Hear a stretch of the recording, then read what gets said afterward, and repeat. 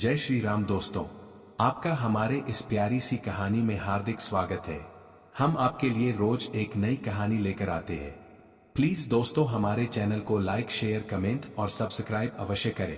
दोस्तों अगर आप मुझे फॉलो करोगे तो कसम से मैं आपको बहुत आगे तक लेकर जाऊंगा। तो दोस्तों आज हम इस कहानी के माध्यम से आपको यह बताएंगे भगवान श्री राम वनवास क्यों गए थे। तो चलो दोस्तों कहानी शुरू करते हैं। रामायण की सबसे बड़ी घटना है भगवान श्री राम का देवी सीता और लक्ष्मण के साथ वनवास गमन। रामायण की कथा के अनुसार कैकेयी की जिद की वजह से भगवान राम को वन जाना पड़ा था, लेकिन यह मात्र एक दृश्य घटना है। श्री राम के वन गमन के पीछे कई दूसरे कारण भी थे जिन्हें वही व्यक्ति समझ सकता है जिन्होंने रामायण को पढ़ा और समझा हो। राम सीता वन प्रस्थान। कैकेयी ने हमेशा राम को अपने पुत्र भरत के समान ही प्रेम किया। कभी भी कैकेयी ने राम के साथ कोई भेदभाव नहीं किया। यही वजह थी कि जब राम के वन जाने की वजह का पता भरत को चला तो वह हैरान हुए थे कि माता कैकेयी ऐसा कैसे कर सकती है। और सच भी यही था कि कैकेयी ने यह जानबूझकर नहीं किया था, इनसे यह काम देवताओं ने करवाया था। यह बात रामचरितमानस के इस दोहे से स्पष्ट होता है। बिप्ती हमारी बिलो की बरी मातु करिए सोई आजू, रामु जाहि बन राजू तजी होई सकल सुरकाजू।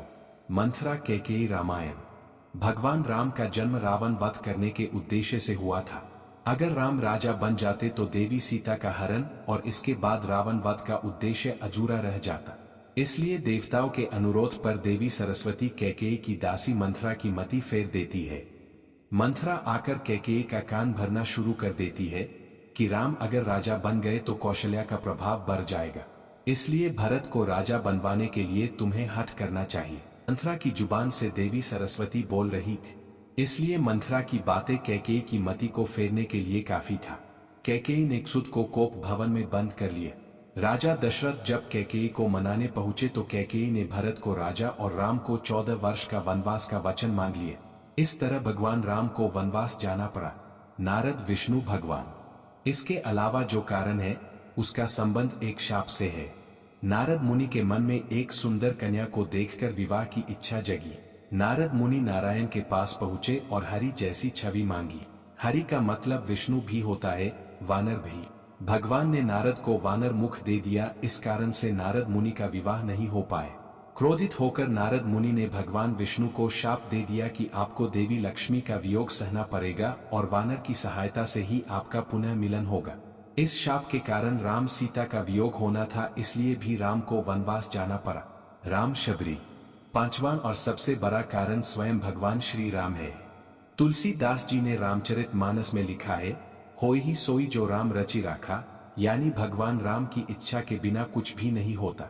भगवान राम स्वयं ही अपनी लीला को पूरा करने के लिए वन जाना चाहते थे, क्योंकि वन में उन्हें हनुमान से मिलना था, सबरी का उद्धार करना था, धरती पर धर्म और मर्यादा की सीख देनी थी। इसलिए जन्म से पहले ही राम यह तय कर चुके थे कि उन्हें वन जाना है और पृथ्वी से पाप का भार कम करना है।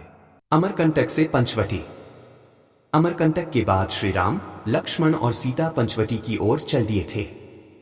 पंचवटी में गोदावरी नदी के किनारे पर इन्होंने कुटिया बनाई थी। उस जगह पर गोदावरी धनुषाकार थी। यही श्रीराम और जटायु का परिचय हुआ था। जटायु ने श्रीराम को बताया था कि वे राजा दशरथ के मित्र हैं। पंचवटी में एक दिन सूर्पणखा पहुंच गई और वह श्रीराम पर मोहित हो गई थी।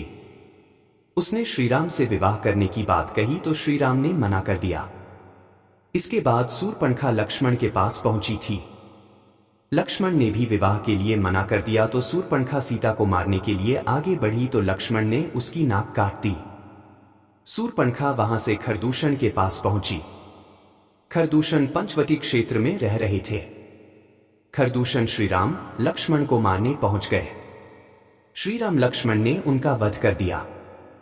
इसके बाद सूर्पणखा रावण के पहुंची और रावण ने योजना बनाकर मारीच की मदद से सीता का हरण कर लिया। पंचवटी से किष्किंधा। सीता हरण के बाद जटायु ने उन्हें रावण के बारे में बताया तो श्रीराम पंचवटी से दक्षिण दिशा की ओर आगे बढ़ने लगे। पंचवटी से करीब 1255 किलोमीटर की यात्रा करने के बाद श्रीराम दक्षिण दिशा में किष्किंधा राज्य पहुंचे थे।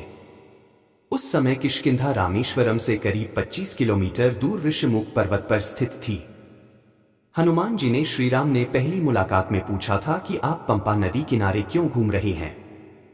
वर्तमान में पंपा नदी सबरी आश्रम में अयप्पा स्वामी मंदिर से करीब 4 से 5 किमी दूर है।